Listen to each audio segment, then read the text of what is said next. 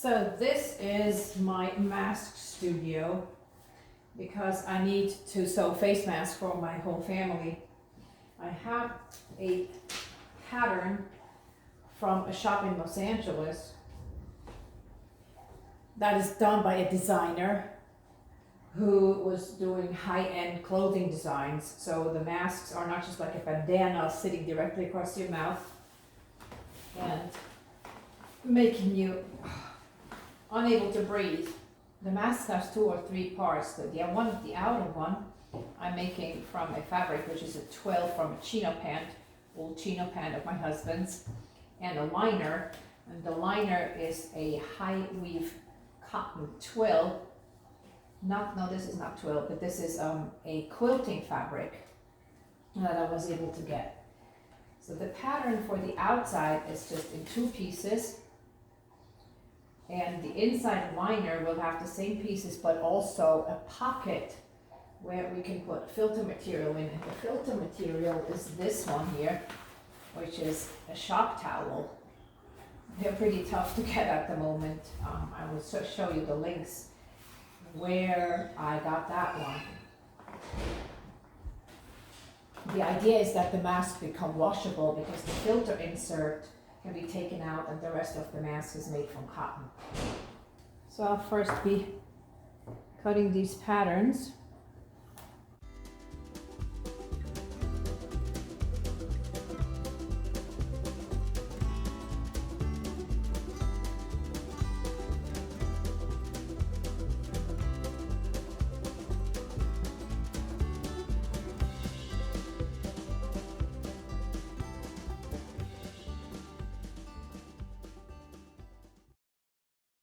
So this will be part of the outside, and I'll show you how to put this together. So we're having these 2 pieces, and these triangles that I cut out are actually going to be darts. So the mask does not sit directly on your mouth like cotton bandanas would. Like I said, speed is of the essence, so precision and accuracy are not my primary focus here. After making those darts, this is going to be the chin piece, and if it's together you'll see that this will be sticking out away from your mouth. So we'll have to put that rounded edge into the other rounded edge. That's where it gets a bit tricky, and because I only have a home machine and nothing fancy, there will be like folds and it doesn't look that pretty.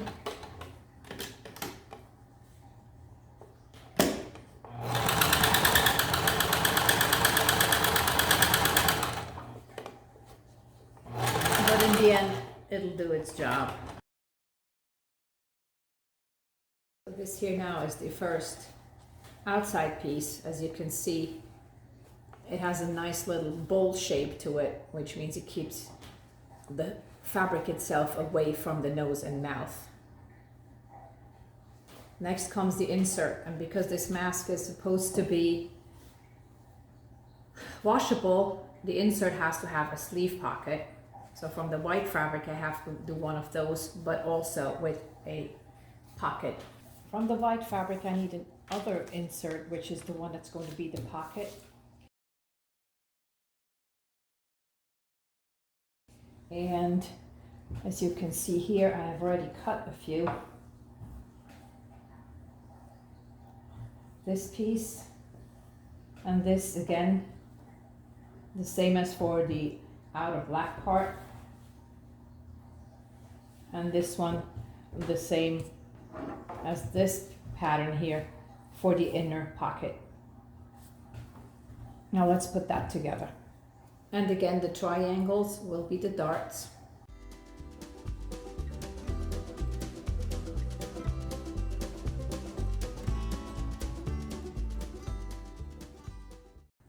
And again, rounded to rounded. So I have to flip it over. I want the 2 nice looking parts together.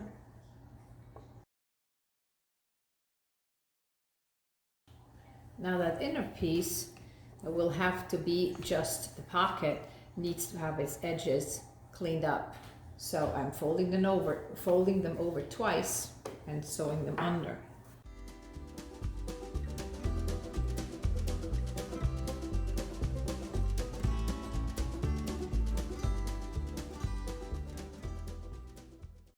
So now we have this inner piece, that's the chin part, and this is the pocket for the filter that's going to go behind it. So I'm sewing these together and I'm ballparking it whereabouts the middle. It is the shorter piece is at the top. The longer piece that's slightly rounded is going to be on the bottom on the chin side.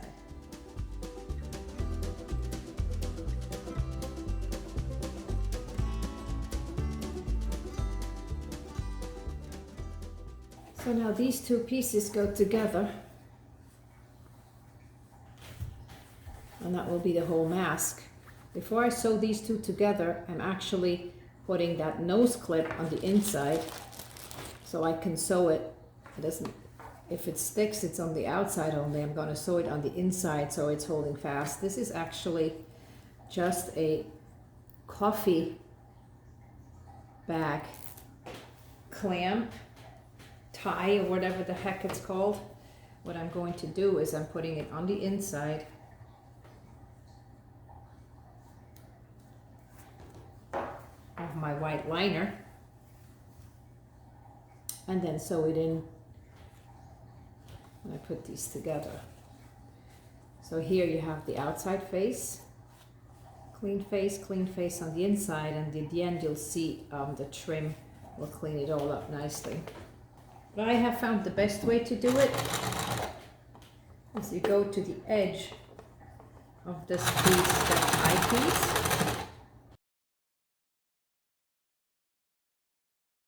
because the top will later be closed off by the trim.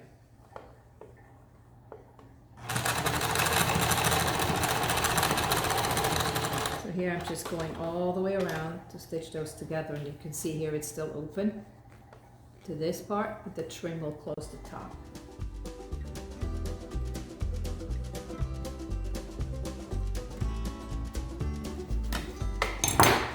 And here's one of those pieces. That's now the full mask. And in here, that's the pocket for the filter.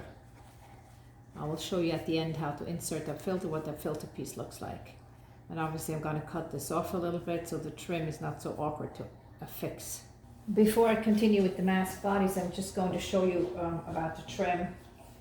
All I could get was elastic trim. It's important that it's elastic so you can really tie the mask fast to your face without it suffocating you, because as you know, as you can see, it sticks out, but it has to be snug to be safe.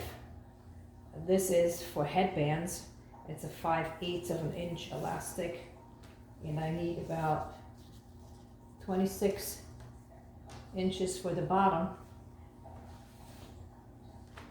and 28 inches for the top tie, and also about 4 inches each for the sides, to finish the sides. Now I'll show you how to do this. This is a so-called fold over elastic headband, because in the middle you can see this light little strip here. It's where it folds easily in half, or relatively easily. Because this mask is for my son, I'm going to have the non-satiny side out on the outside. So what I like to do is pin it just for the beginning on these. And for the other ones, for the bottom and top, I will actually pin it all the way, because they're freaking tricky.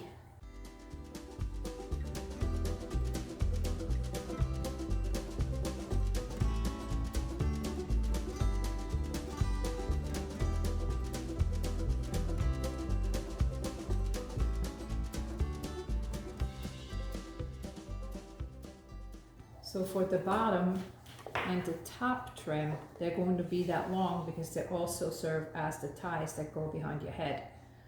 I'm going to find the middle here.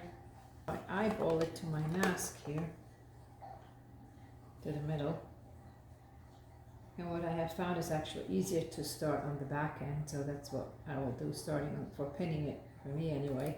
Maybe because I'm right-handed. So I'm going to pin it from the back end. Yay, ready to sew. Here we go. Let's try to stitch this together. And here's like one of the few times where I'm actually going backwards on the machine to have this thing not unravel.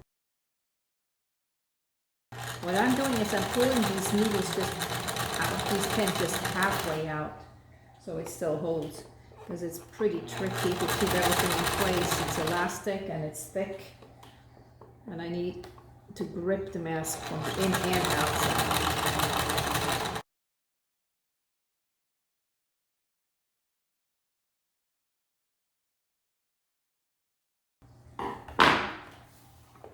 Outside, inside, everything's attached, and now you can see that this is closed off here where that noseband stuff is. And I'm doing the same thing on the bottom with pinning and sewing. And we have a mask. Nose piece, chin, the straps, and now the filter. That's this material, like I mentioned, and it's cut for another little pattern. It just goes into the pocket.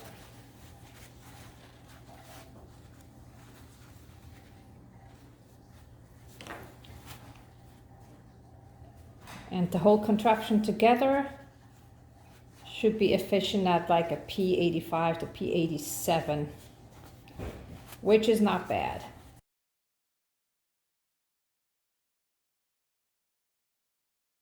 And then when it's used and dirty and filthy, you just take that filter insert out, replace it, wash the mask. I would wash it in a lingerie bag because of the straps. And everything that would be filtered out or should be in here, probably is gonna get dead. Gonna get killed by soap and water. So take this stuff out with gloves or handle it with gloves, especially the outside. I noticed something that here on the corners, because there is some tension on the straps when you tie them behind your head, that this may rip out because you can't grip that much fabric on this very skinny piece. It's only 5/8 of an inch and doesn't really grip that deeply. So I'm reinforcing those corners with a diagonal stitch. Of course, I'm doing that in all 4 corners. All I have to tell you now is how to actually put these masks on, and have my gorgeous model here with me, and she'll demonstrate first how to put on the one that has these ties in the back. What you want to do is you first clamp it on your nose, leaning back a little bit so it's holding, and then you tie the top straps right behind your head. Make them nice and tight. And once you have that, you can tie the bottom straps. So the idea is that they don't come off your ears like the ones with the loop. You have a strap towards the crown of your head and one behind on your neck, and make sure it's really exactly perfect. Make sure it's really tight on your cheeks, that you don't get any airflow on the side and on the top. Okay, thank you so much. Can you take this one off? And now she'll be demonstrating how to put a mask on that has like loops as ties, because you may have pre-measured that on the person you're wanting to sew it for. So make sure you know which one the top is, and then you put on the bottom strap first. You just go slip into it. So it's again around your neck, and then you simply put the mask up, and again make sure it sits flat against your face everywhere and tight. And that's that. So easy, and I hope you guys are safe and stay healthy and use an effective mask. That's how we can get ahead of this stupid virus that holds us all captive. So So thank you so much. Yeah. I promised I would show you about the materials that I have used and about the patterns that I slightly tweaked for a smaller face. Let's start with that pattern. So these are these patterns here. For initially, that's just the outer shell with the bottom. That will make a nice little cut. And you can see that the darts here go like that and makes, this is the height of the mask. So I just made those darts a little wider that the mask gets less high for a smaller face. And then cut it that way. You can see it here, how much, it's just a little bit more right there. A little bit more, and of course you have to do the same thing with the inside for the pocket.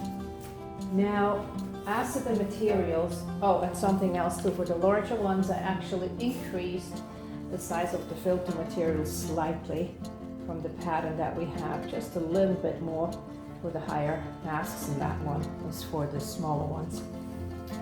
The materials, we have found that the best one is apparently the cotton ripstop, and that's not that easy to get, and it's also the most expensive one. It's like this material here. It's soft, pliable, very dense, and I have just these, you know, colors in a navy camo and desert camo, then a neutral one that I got off Amazon. This is the most expensive one, and this I would put the most expensive filter, which is this material here, the Filty. It's just important that you read on their website which is facing outward and which is facing towards the face. So the smoother part here is going towards the face, and this part here where you see the indents a little, troughs, the little pinholes a little bit better, go to the outside. As I said, this is the most expensive material. Next step down could be a duck canvas, like that one here. Obviously this is much stiffer. It's also very good, a very good liner and denser, and it is, because it is stiffer, it is also less floppy, which means you will have a bigger air pocket between your face. I see this mask here. Between, this is okay, it's a bit floppy, that's the ripstop. If that were from duck canvas, this is going to be really stiff, more like the commercial N95s, that it's not, you have breathing room between your nose and your mouth and the inside of the mask.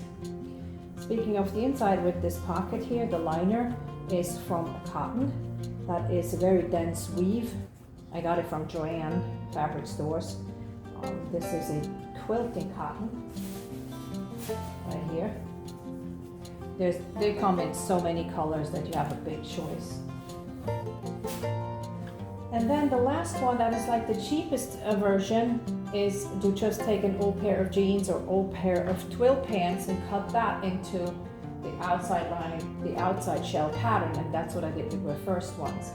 As to the filter materials, one of the best ones after the Filty is this one here, Washable X80. I got it from Amazon. This is really sturdy material. You can't even, almost can't rip it. I mean, what I want to say is that I can't rip it easily. It is also pretty washable, I noticed, so you can use this as the inside instead of a liner, and that's why Suede Shop, who constructed these masks in the beginning, have made a pattern public that has just this blue thing as the inside. You can see that on my videos too. I think there is 1 or 2 shots where you can see those masks. Because I'm using these to really wipe all kitchen spills and whatever, and then just rinse it out, and it holds up many, many times, and I'm sure you can wash it a little warmer as well. But like I said, even if you would just take this out and dump it, it's pretty good. Pretty good. It's like an 85 to 87 filtration. And if you want to wash it to reuse the mask, you could probably even do that in the machine at not a very high temperature. But you know that when you let it dry or hang dry and wait 2 or 3 days, that virus will not be able to survive. So I hope that was helpful to you, and if you have any questions, post it in the comments. Oh yeah, one last thing I wanted to say is this is the part that I was talking about for the nose bends, because it's just a coffee bag tie that you can buy like this. I had to Google for it. I don't know who sells them right now. Or then we have these that are the aluminum strips, the usual mass halves, and what I like about them that they're self-stick, so you can peel it off and then stick them on and then sew them in after. Again, this one I think I got off eBay, the other one somewhere off Google. And last but not least, the elastic. I have found that the 3/8 of an inch elastic is really hard to fold over and grab.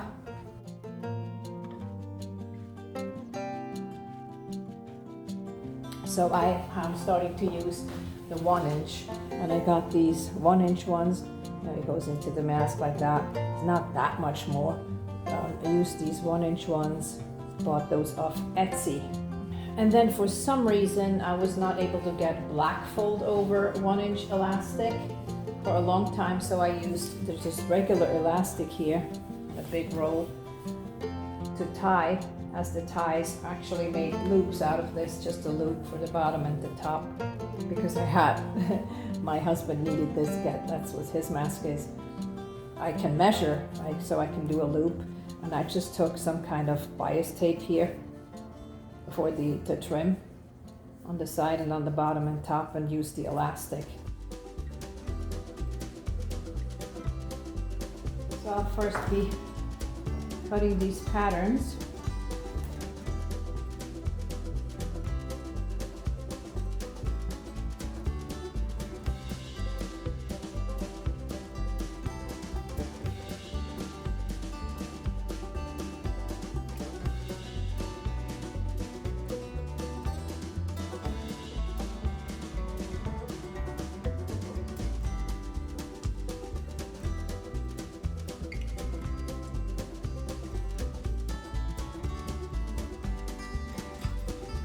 So the white inserts are now stitched together.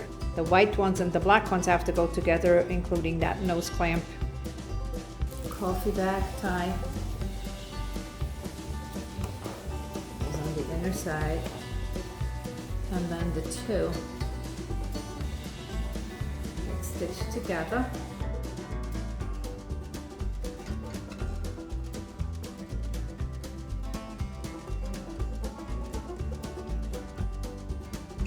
Just need to be trimmed a bit so that it's easier. Put that binding around.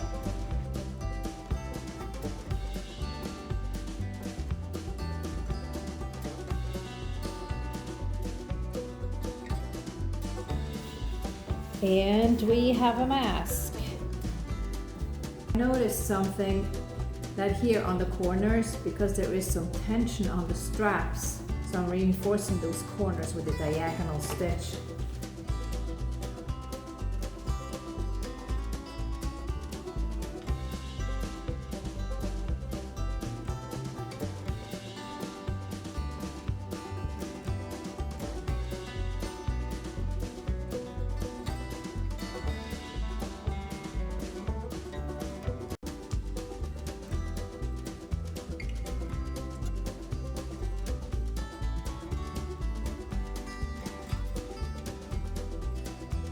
Easy, and I hope you guys are safe and stay healthy and use an effective mask. That's how we can get ahead of this stupid virus that holds us all captive.